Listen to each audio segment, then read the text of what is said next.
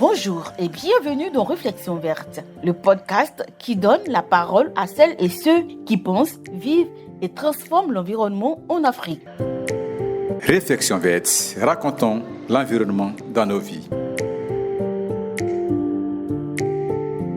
Aujourd'hui, nous abordons un sujet qui concerne aussi bien les agriculteurs que les consommateurs. Les produits phytosanitaires dits bio sont-ils réellement 100% biologiques, comme on pourrait le croire? Pour répondre à cette question dans Réflexion verte, nous vous offrons une nouvelle vitrine, le fact-checking, entendu par vérification des faits. Et c'est dans oui ou non.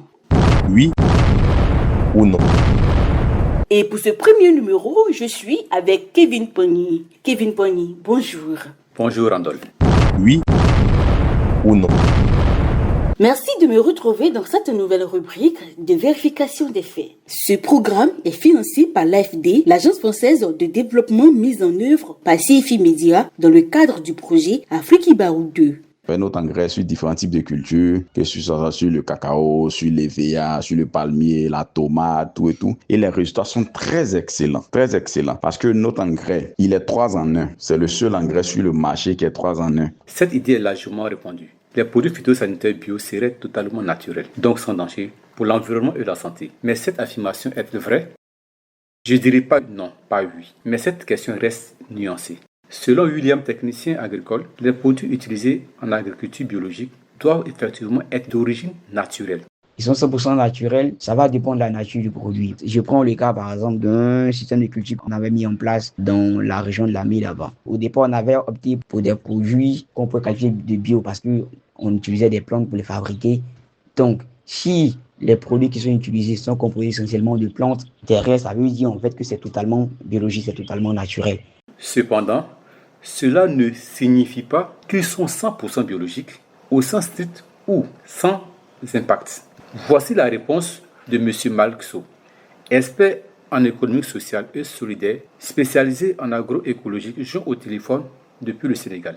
Écoute, je ne peux pas dire qu'ils sont 100% biologiques parce que ce n'est pas des produits de synthèse. En fait, c'est des produits qui sont pour la plupart de contact. Donc, il suffit pour beaucoup de choses pour que leur action puisse être altérée. Par exemple, le soleil altère sur le produit. Alors, le temps altère sur le produit, l'eau altère sur le produit. Donc, on dira simplement que c'est un produit alors qu'on utilise d'une manière vraiment pour dépanner. Mais avant de l'utiliser, on utilise en amont et en aval. C'est-à-dire, il y a une technologie de prévention qu'on prend en amont et une technologie curative qu'on prend en aval avec le produit en tant que tel. Donc, pour que ça soit vraiment 100% bio, il faut les deux. Autre point important, certains produits dits bio subissent des transformations avant leur utilisation. Ils ne sont donc pas toujours bruts ou totalement naturels. Écoutons Azombo Julien qui travaille sur les biofertilisants au Cameroun. Ça dépend du type de produit que vous êtes en train de fabriquer. Si par exemple nous prenons un engrais liquide simple fait à base des feuilles de Tithonia diversifolia que vous connaissez bien certainement. Là-dedans, cet engrais liquide est tellement riche en potassium et en azote. Donc les éléments contenus à l'intérieur sur le potassium et en azote. Si par exemple vous fabriquez un engrais liquide complet fait à base des feuilles de Tithonia, de la banane mûre, la farine de soja et tout ça, là à l'intérieur vous allez retrouver le calcium, vous allez retrouver le fer, vous allez retrouver l'azote, vous allez retrouver la matière organique et beaucoup d'autres éléments à l'intérieur. En Côte d'Ivoire, Kona William est du même avis. Il y a des produits, par exemple, pour lesquels on fait recours à de l'alcool, à du savon. C'est le savon, l'alcool qu'on utilise. C'est pas forcément, on va pas dire que c'est naturel. C'est des éléments qui sont issus du processus de synthèse. Donc, on ne pourra pas dire que c'est naturel, c'est 100% bio. Donc, comme je le dis, ça va dépendre des composantes qui rentrent dans la fabrication des produits. Enfin, bio ne veut pas dire sans danger. Cela signifie plutôt que leur utilisation est encadrée, avec des règles plus strictes que dans l'agriculture conventionnelle. À l'idée de savoir si les intrants bio sont efficaces, la réponse est nuancée. Pour Azombo Julien, les produits bio augmentent les rendements, bien sûr, depuis de 10%. Elles augmentent le rendement, bien sûr, depuis de 10%. Si nous prenons par exemple les composts urbains, les composts ménagers, ils sont assez riches et ça permet de vraiment accroître les rendements parce que le compost améliore la structure et la texture du sol étant augmenter les rendements. Donc, les engrais biologiques en outre permettent d'augmenter les rendements depuis de 10%. pour Kona William, efficacité, oui. Bio, non. Moi, de par l'expérience que j'ai eue, l'efficacité, derrière, ça demanderait de suivre les recommandations qui accompagnent les produits parce que à chaque produit, il y a un ensemble de recommandations qui lui est associé. Et vous allez voir qu'en général, pour les produits, les biofertilisants, la fréquence d'utilisation, elle est un peu plus élevée comparée aux produits de synthèse parce que la durée d'action, elle est limitée par rapport aux produits de synthèse. Donc, si on suit les recommandations, c'est efficace. Après, si on ne suit pas, ou les conditions qui sont associées aux produits, quand les conditions, c'est en fait les recommandations qui sont faites quant à l'utilisation des produits. Il faut les utiliser de façon fréquente. Et vous allez voir par exemple qu'il sera demandé d'utiliser ces produits peut-être 2 à 3 fois par semaine. Toi, derrière, tu ne le fais pas, tu n'auras pas les résultats en fait. Donc l'efficacité va dépendre du fait qu'on ait suivi les recommandations qui sont les différents produits.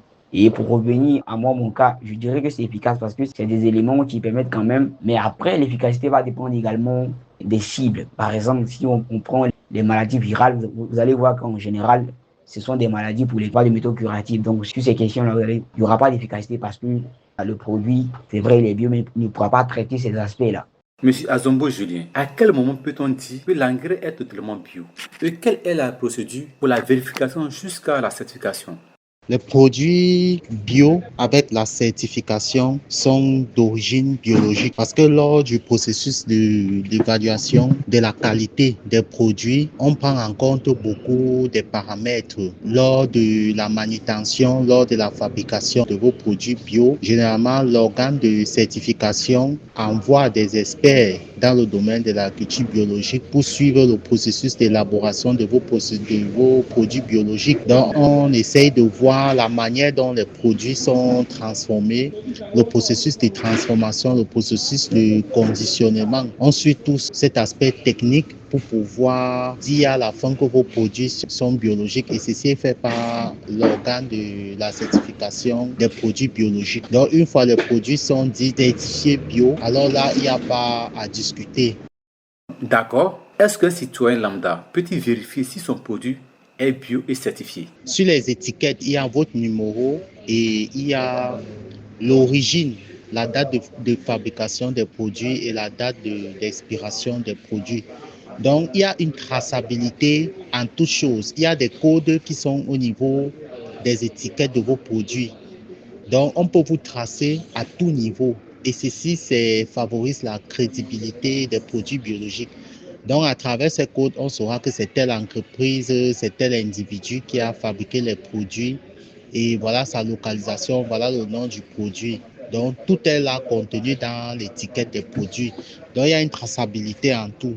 Ainsi, Randall dit que les produits phytosanitaires bio sont 100% biologiques et sans impact est une simplification. Le verdict est plus complexe. Merci Kevin pour tous ces éclairages. On comprend donc que le label bio ne garantit pas une absence totale de risque, mais plutôt une approche plus contrôlée et généralement moins nocive. Chers auditeurs et auditrices, ce sujet nous rappelle une chose essentielle, consommer responsable, c'est aussi s'informer. Le bio, c'est une avancée importante, mais il ne doit pas être idéalisé. La solution réside dans des pratiques agricoles durables, respectueuses des écosystèmes et des communautés. C'était dans oui ou non. Dans oui ou non, on vérifie les informations. Merci de nous avoir suivis. Rendez-vous au prochain numéro pour un nouveau décryptage au cœur des enjeux environnementaux. D'ici là, restons engagés pour notre planète. Merci Randall. À nous revoir au prochain numéro. Que Dieu bénisse les œuvres de demain. C'était dans oui ou non. Dans oui ou non, on vérifie les informations.